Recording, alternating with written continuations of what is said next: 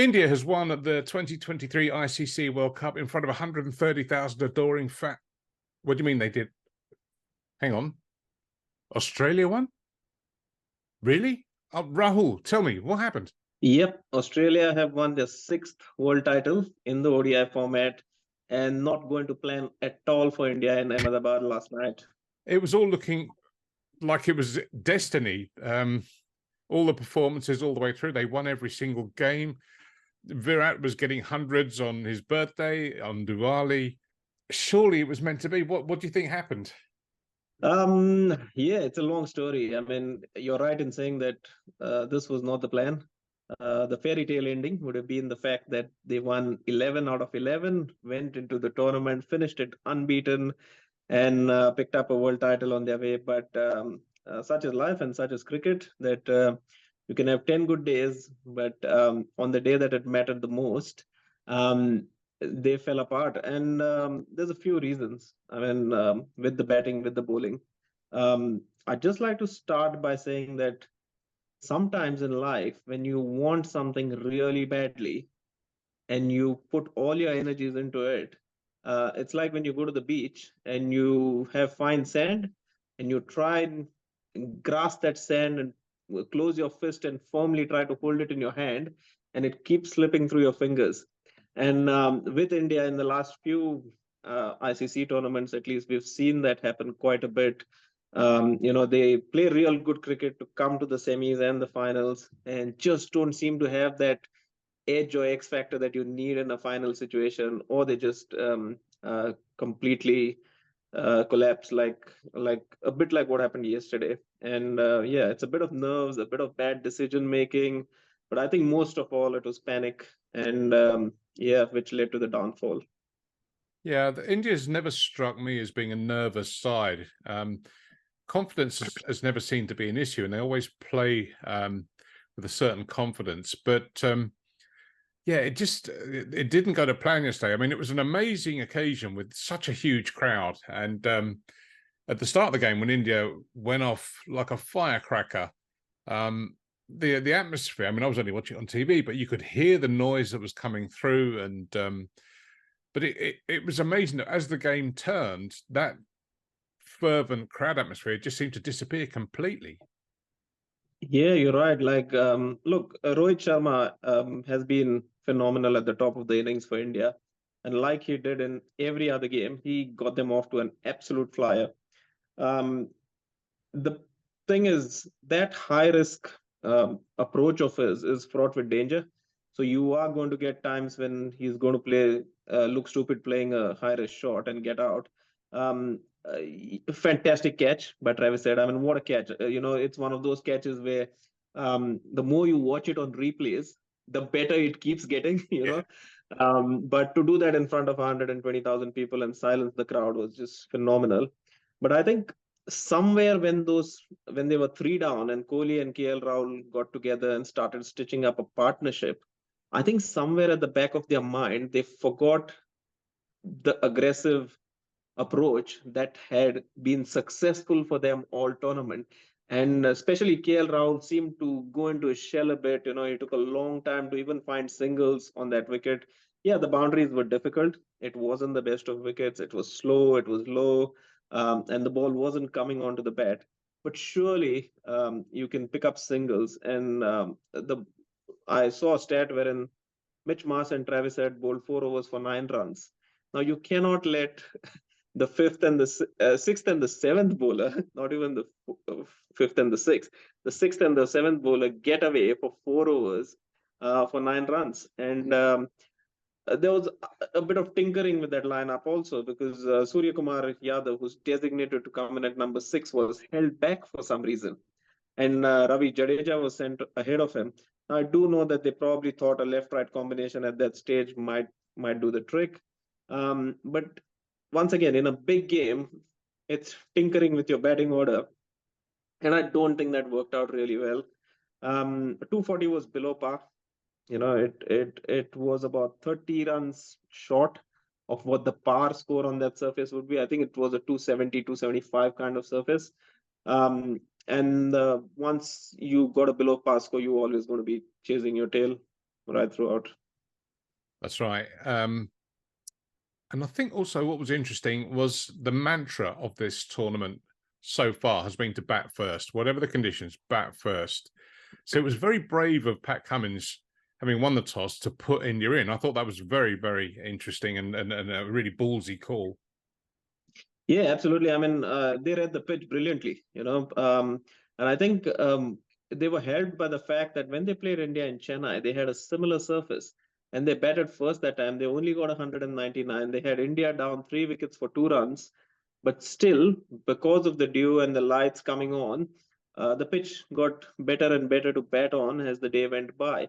And they realized that and they said, okay, and they learned from it. And they said, next time we come up against a pitch like this, we're not going to get scared that this is going to turn square in the second inning. We're actually going to bowl first.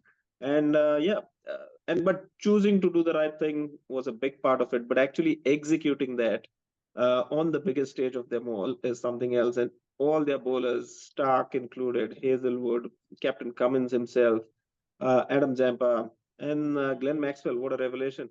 All of those 5 guys really put their hand up when it mattered most, and that's a sign of a champion team when Kamedar they deliver. They know how to win big moments, and it was yet another fantastic bowling performance by them. Yeah, it's almost in the Australian sporting DNA to on the big occasion, on the big stage, to just step up, whether it's cricket or even rugby as well. They just find that bit of steel and a bit of metal as well. I was a bit, I mean, there was a lot of people getting very excited at the end of the Indian innings, saying, oh my God, and you're right, 240 was below par. It was, as you say, a 270-280 pitch. But I did remind people, and I put it on Twitter, that England skittled India for 230 and still managed to lose by over 100 runs. So even at that stage, I was thinking, hang on, guys, don't get excited. Don't get ahead of yourselves. And then I think when Virat took that catch to dismiss Warner and the crowd went absolutely crazy, and I certainly thought at that point, well, it's we know what's going to happen here. The prediction is going to happen in the most incredible way. Yeah, no, you're right. Just another subtle thing that they kind of changed in a big game is right throughout this tournament, they've opened with Bumrah and Siraj. But yesterday, for some reason, they chose to go with Shami. Now, there's 2 reasons the team does that and this is my reading of it, that they knew that they didn't have enough on the board and they knew they had to pick up early wickets. So they thought, who can we go to who's going to give me early wickets? Well, let's go to the guy who got 7 in the last game in the hope that he's going to continue that form and give me more wickets in this game. Now, you've got to remember, that's also sending a message to Siraj that's saying, we don't think you're good enough to bowl with this new ball. We don't think you are capable of getting us those wickets. Shami is more capable than you. So I found that quite bizarre, and that too on a big stage like a final. As we saw it, yes, Shami did pick up a wicket, but he sprayed that new ball all over the place. Bumrah went for 15 in his first over. That is not the Bumrah we know. You know, Shami sprayed that ball everywhere. Yes, he got that wicket, but Warner would be really disappointed with the shot. It was way wide, and it would have been called wide if he had left it alone. And India picked a couple after that. Mitch Marsh, poor shot again, short, wide outside off stump, could have really let it go. Went for a big cut outside off stump, got the nick. And Stephen Smith got beautiful delivery by Bumrah to fox him, but was struck outside the line of the off stump. So if he had reviewed it, that wouldn't have been a wicket. So India picked up 3 wickets and they have 40 odd. They had Australia 40 odd for 3, but all those wickets came out of errors by the batters rather than some great deliveries or something like that. And that's the crux of it. That as I said, the more desperate you go trying for wickets, the more further those wickets keep going away from you, because all you need to do in a situation like that is be patient, bowl good lines, bowl good lengths. And in an attempt to kind of blow the Australians out of the park, they kind of sprayed that white ball everywhere, and which didn't help. Now, the other interesting stat, Jadeja came in as first change, Kuldeep comes in as second change, Siraj only comes to bowl over number 17. And in the first 36 overs, Siraj had bowled 3. So, it's just like you made this game into a four bowler game. You basically reduced Mohammad Siraj to a non-starter, and this is the same Mohammad Siraj who, not so long back in that Asia Cup final against Sri Lanka, got a 6 for bowling beautiful outswingers with the new ball. And I just found that really bizarre that on a big stage, and all at the back of Rohit Sharma saying, we're not going to change anything, we're just going to treat it like another game. But when that pressure was on, I think they made some poor choices. Yeah, I found it really strange. You mentioned Steve Smith's dismissal. I just don't get why he didn't take it upstairs, because, as you say, it would have clearly gone in his favour if he had done so. I don't get why. And they had reviews in the bag as well. Just why didn't he do it? Yeah, so I've got a theory for that. Steve Smith is such a genius that, and geniuses are fraught with brain fades or mind lapses every so often.